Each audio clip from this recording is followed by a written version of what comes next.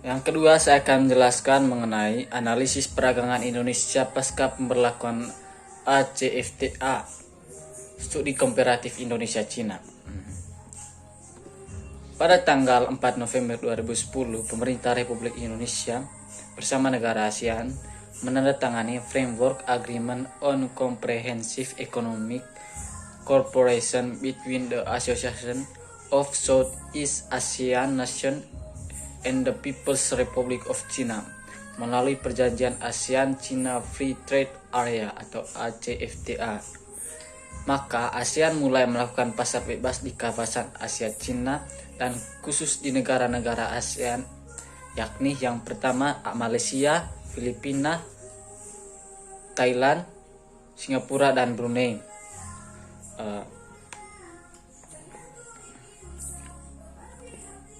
Kemudian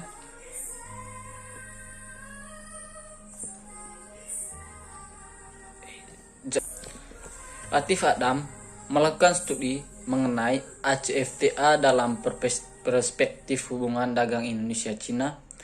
Menurut Adam, ada dua perspektif dalam hubungan dagang antara Indonesia-Cina, yaitu yang pertama, pola perdagangan dan struktur perdagangan.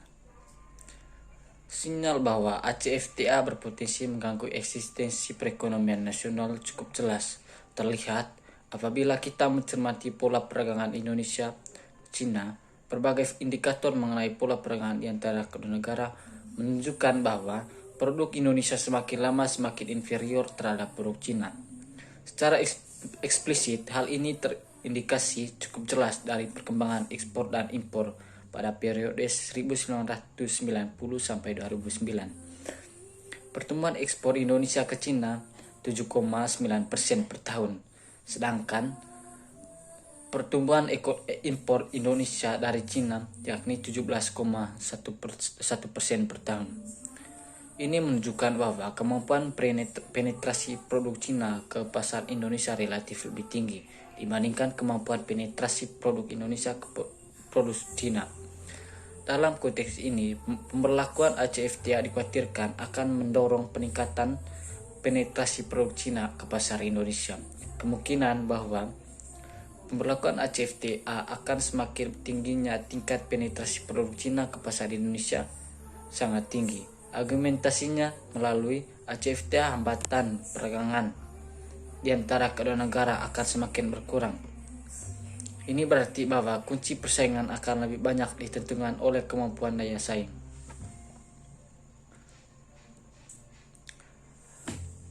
Aryo Perbongso melakukan studi tentang ancaman ACFTA. Aryo dengan membandingkan neraca perdagangan Indonesia-Cina dari tahun 1999 sampai tahun 2007. Indonesia mengalami surplus perdagangan dengan Cina. Pada tahun 2008, perdagangan Indonesia mengalami defisit terhadap Cina. Seiring dengan pertumbuhan ekonomi Cina sangat signifikan. Dengan diberlakukannya perjanjian ACFTA, menurut Aryo akan menghasilkan kesempatan dan ancaman bagi industri Indonesia.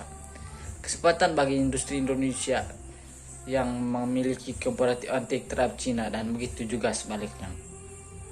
Secara teori, pertumbuhan net ekspor dan pertumbuhan ekonomi mempunyai hubungan timbal balik. Artinya, jika pertumbuhan net ekspor naik, maka pertumbuhan ekonomi juga naik, dan jika pertumbuhan net ekspor turun, maka pertumbuhan ekonomi juga turun. Demikian pula sebaliknya, jika pertumbuhan ekonomi naik, maka pertumbuhan net ekspor pun naik. Dan jika pertumbuhan ekonomi turun, maka pertumbuhan net ekspor pun turun. Sedangkan berdasarkan uji kausalitas Granger menunjukkan bahwa pada periode 1990 sampai tahun 2009, di Indonesia dan Cina memperoleh hasil yang berbeda, di mana di Indonesia diketahui bahwa pertumbuhan net ekspor mempengaruhi pertumbuhan ekonomi, sedangkan di Cina ada hubungan timbal balik atau hubungan positif antara net ekspor dan pertumbuhan ekonomi. Dalam hal ini, nilai gross domestic produknya yang keduanya dapat saling mempengaruhi. Kenaikan net ekspor dapat meningkatkan GDP atau pertumbuhan ekonomi.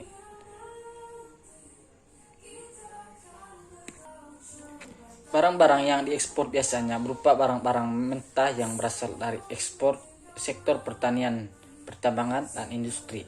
Dalam jangka panjang, pertumbuhan ekonomi Indonesia akan terus melemah jika hanya bergantung pada ekspor tersebut. Karena pada dasarnya Indonesia hanya mengekspor sumber daya alam yang sulit diperbarui, yang pada akhirnya akan habis untuk kebutuhan domestik dan luar negeri.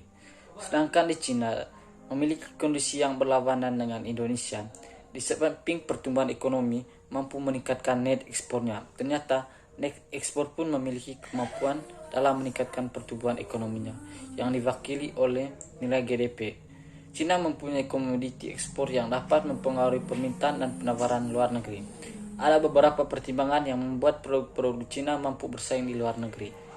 Yang pertama, dalam kurun waktu 1998 sampai tahun 2008, similarity index dari produk ekspor industri nasional dengan produk ekspor industri Cina bukannya menurun, tetapi justru meningkat dari 58,9% menjadi 62%. Ini berarti bahwa struktur perdagangan di antara kedua negara bersifat substitusi daripada komplementer. Pemberlakuan ACFTA akan membuat produk industri nasional harus head-to-head bersaing dengan produk industri Cina. Kedua, dengan menggunakan rasio output terhadap tenaga kerja sebagai proksi produktivitas, perhitungan menunjukkan bahwa gap produktivitas tenaga kerja Indonesia dengan produktivitas tenaga kerja Cina justru semakin melebar. Pada tahun 1996, produktivitas tenaga kerja di Indonesia adalah 70,1% dari produktivitas tenaga kerja Cina, sedangkan pada tahun 2008 menurun menjadi 65,4%. Kemudian yang ketiga, dibandingkan dengan pemerintah Indonesia, pemerintah Cina memiliki action plan cukup jelas untuk menata sektor industrinya. Misalnya, pemerintah Cina menyediakan dana yang cukup besar untuk membantu industri andalan ekspornya seperti industri TPT untuk melaksanakan restrukturisasi pemesinan.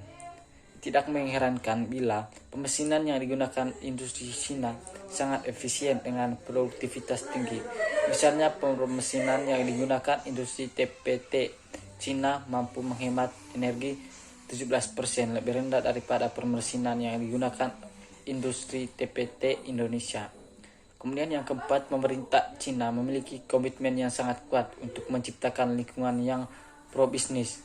Selain melakukan reformasi birokrasi, menegakkan law enforcement, dan menciptakan stabilitas ekonomi makro, pemerintah Cina mengalokasikan anggaran yang cukup signifikan untuk membangun dan menjaga kualitas infrastruktur. Dalam 10 tahun terakhir, budget infrastruktur sebagai rasio terhadap PDB Cina selalu berada di kisaran 7,5 atau sampai 10%. Berbeda dengan di Cina, dalam 10 tahun terakhir, anggaran infrastruktur yang dialokasikan pemerintah Indonesia relatif sangat kecil dan cenderung terus menurun dari 3,7%, 3,6%, 2,9%, dan hanya 1,5%.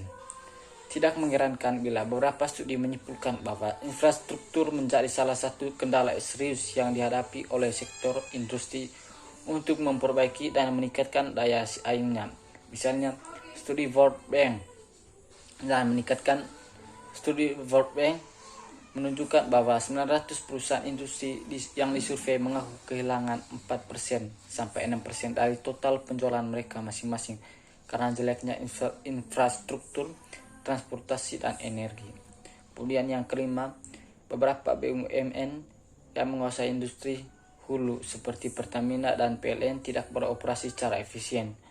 BUMN itu mentransfer ketidakefisienannya kepada industri nasional dengan menetapkan harga jual yang tinggi bagi produk atau jasa yang dihasilkan kepada industri nasional. Kemudian yang keenam, otoritas moneter di Cina mampu mendorong perbankan bekerja secara efisien sehingga mampu menyediakan kredit murah. Bunga kredit yang ditawarkan perbankan Cina ada di kisaran 5-6%, jauh lebih rendah daripada bunga kredit yang ditawarkan perbankan Indonesia yang masih berada di kisaran 13-14%. Tingginya bunga kredit yang harus dihadapi perusahaan industri Indonesia menyebabkan mereka mengeluarkan biaya modal 8%, lebih tinggi dari biaya modal yang harus dibayar perusahaan Cina. Dari pembahasan di atas dapat kita ketahui bahwa upaya-upaya yang harus dilakukan oleh pemerintah untuk dapat meningkatkan pertumbuhan ekonominya tanpa adanya upaya yang serius untuk menata ulang industri nasional, maka dikhawatirkan bahwa industri nasional akan semakin terdegradasi di dalam perekonomian nasional. Bukan tidak mungkin gejala awal deindustrialisasi atau penurunan kontribusi sektor industri dalam menciptakan output dan menyediakan kesempatan kerja akan semakin bertambah luas seiring dengan pemberlakuan ACFTA. Dari hasil penelitian ini dapat kita ketahui bahwa untuk negara Indonesia, adanya kenaikan net ekspor dapat memacu pertumbuhan ekonomi dengan kenaikan GDP, sedangkan GDP tidak berpengaruh terhadap kenaikan net ekspor atau ekspor real.